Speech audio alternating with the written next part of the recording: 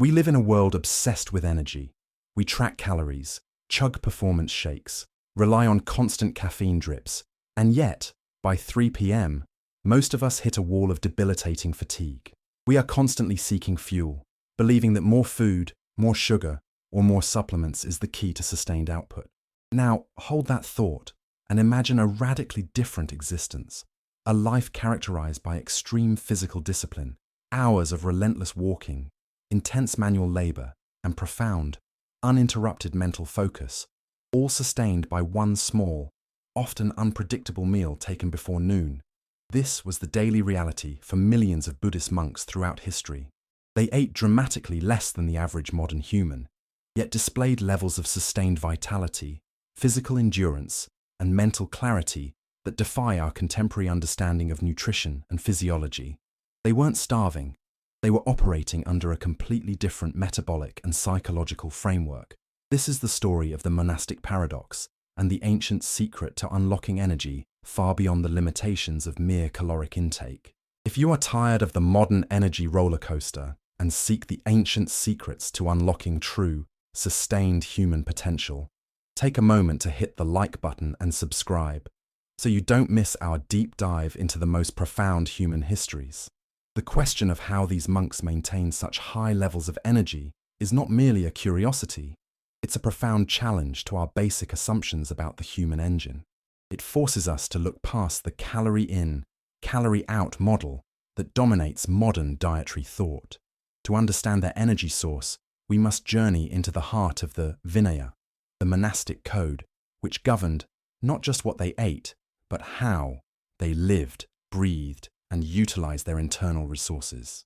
Their life was an involuntary 24/7 experiment in peak metabolic efficiency, powered by a synergy of radical intermittent fasting, rigorous physical activity, and advanced techniques of mental concentration that literally changed how their bodies harvested and utilized fuel.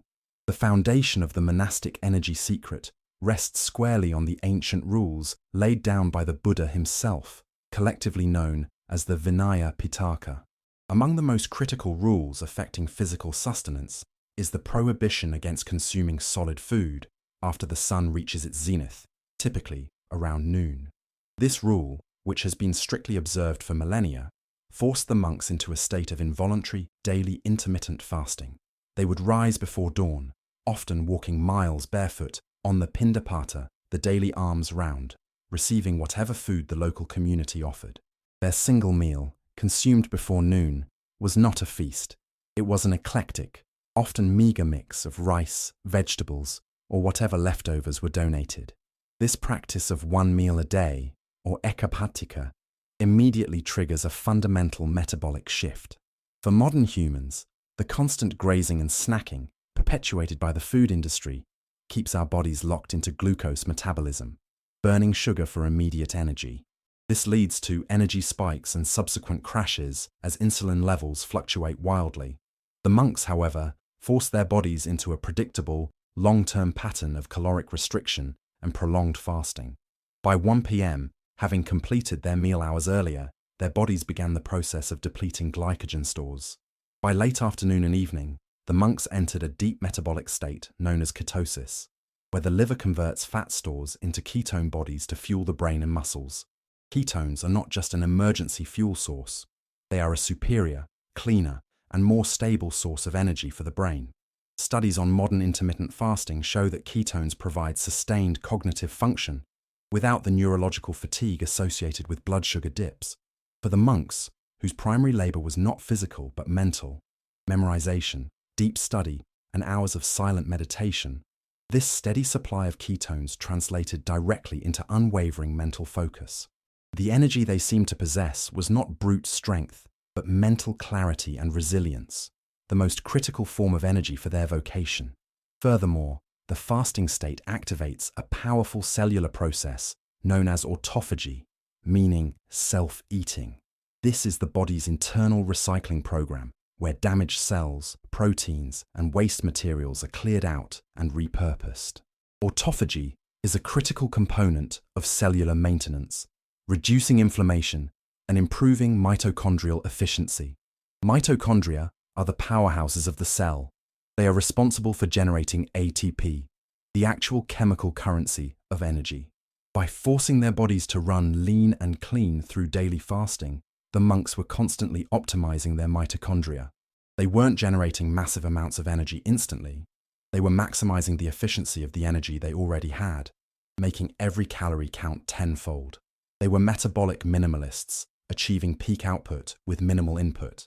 The quality of the food, while secondary to the timing, also played a crucial role.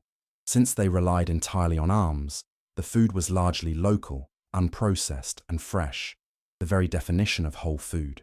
They consumed simple carbohydrates, like rice, often paired with vegetables, and occasionally small amounts of protein.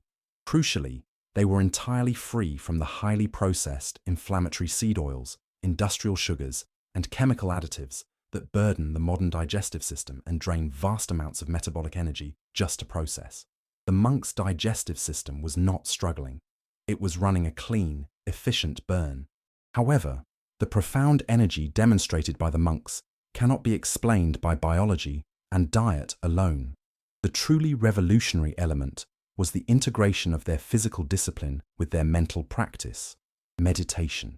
Monastic life is a continuous loop of physical movement, the arms round, sweeping, walking meditation, and intense stillness, seated meditation. This combination is essential. The physical movement enhanced circulation and metabolic flexibility, ensuring that the body could easily switch between burning glucose and burning fat. But it is in the practice of jhana, the deep states of meditative absorption, that the true, non-caloric energy source of the monks is revealed. In Buddhist cosmology, there is an understanding of energy flow known as prana or chi in related traditions, a vital life force. While often dismissed by Western science, the deep focus achieved during jhana has tangible physiological effects.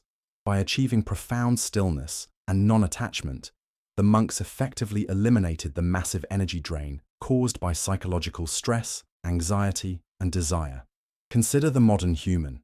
We expend enormous amounts of energy through worry, multitasking, navigating complex social dynamics, and constantly reacting to external stimuli. Our nervous systems are perpetually in a low-grade fight-or-flight state. This chronic stress requires significant metabolic resources, pumping cortisol, increasing heart rate, and preparing the muscles for action that never comes. The monks, through their practice of mindfulness and detachment, systematically shut down this wasteful energy expenditure. They achieved a state of deep neurological rest even while awake, freeing up vast reserves of mental and physical energy that the average person constantly burns through without realizing it. The practice of metta, loving-kindness meditation, also plays into this energy conservation. By cultivating a positive, non-judgmental internal environment, the monks reduced internal psychological conflict. Conflict, whether conscious or subconscious, is energetically expensive. A mind at peace is a mind that conserves and amplifies its available resources. The energy we perceive in an accomplished monk is not hyperactivity. It is the sheer absence of internal noise and external reaction, channeled into laser-like focus. Furthermore, the entire monastic schedule was designed to maximize circadian rhythm synchronization. Rising before dawn, eating during peak solar activity, and sleeping early, the monks were perfectly aligned with the natural rhythms of the planet. This synchronization optimizes hormone production, including melatonin and cortisol, leading to restorative sleep and sustained alertness during the day. In contrast, modern life, with its blue light exposure, late-night snacking, and erratic sleep schedules, constantly fights against our natural biological clock, leading to chronic low-grade exhaustion that no amount of caffeine can truly fix. The perception of the monks' energy is also tied to their emotional and spiritual resilience. They were not dependent on external pleasures for happiness. Modern energy often feels contingent upon the next reward, the next sugar rush, or the next achievement, creating a cycle of dependency and depletion. The monk's energy, rooted in inner peace and contentment, santosha, was self-sustaining and boundless because it did not require constant refueling from external sources.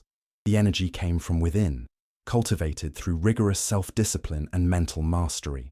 The physical activity of the monastic life was perfectly balanced. Hours of sitting meditation could lead to stiffness, but this was counteracted by the daily pindapata, a brisk, mindful walk of several miles. This low-intensity, consistent movement maintained muscle tone, ensured healthy blood flow, and prevented the metabolic stagnation that plagues sedentary modern life. This movement was not exercise for exercise's sake. It was a ritual integrated into their spiritual practice, turning physical exertion into another form of mindful concentration. The monk's secret was thus a sophisticated, integrated system. Fasting forced metabolic efficiency, ketones, autophagy. Meditation conserved neurological resources, eliminating stress and desire, and their lifestyle maximized circadian rhythm alignment and physical fitness. They transformed their bodies from inefficient, glucose-dependent machines into fat-burning, ketone-fueled engines of deep focus.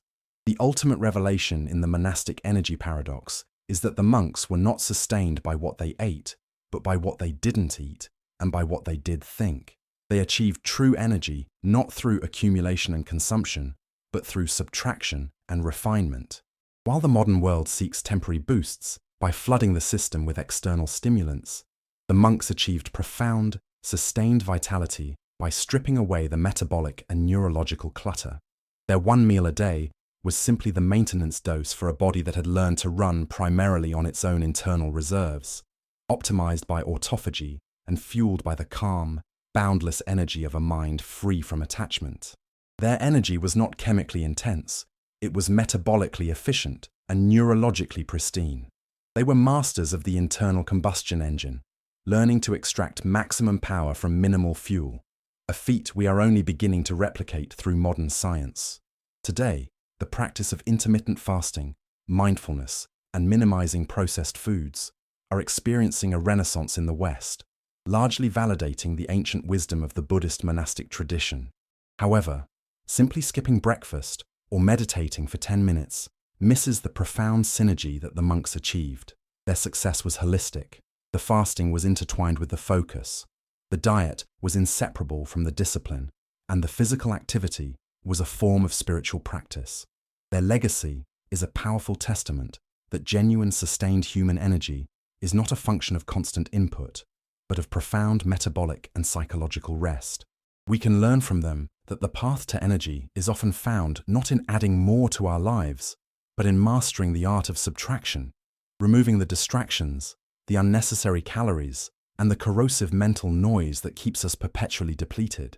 The wisdom of the monastery offers a radical solution to the fatigue epidemic of the 21st century. If the monks' ancient secrets could unlock a life of boundless focus and sustained vitality on so little, imagine what metabolic efficiency could do for your life.